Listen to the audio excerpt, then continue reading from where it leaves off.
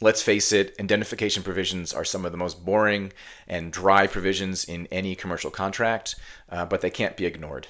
So, what is indemnity? If there are two parties to a contract, it usually means that the first party will cover the second party's costs if the second party incurs some sort of liability as a result of the first party's actions. And usually, as part of that, the first party agrees to defend the second party in court. Here are some key things to keep in mind when reviewing or drafting any indemnity provision. Usually, only third-party claims can trigger an indemnification obligation. So, for example, in an IP license agreement, the first party, that may be the IP provider, will indemnify the second party, the licensee, if the licensee is sued by some third party for IP infringement based on the use of the first party's IP. Usually, indemnification goes both ways, meaning that the provision will say each party has an indemnification obligation under certain circumstances.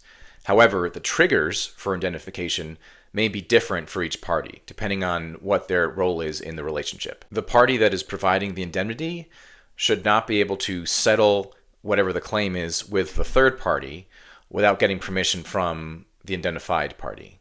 Otherwise, the settlement might have some really bad, tough terms for the indemnified party.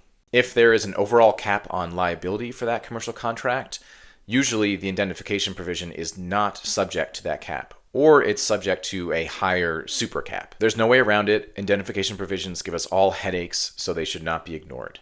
They are usually heavily negotiated, and there's a good reason for that. Whenever you are drafting or reviewing an indemnification provision, it's definitely worth getting the input of an attorney you trust.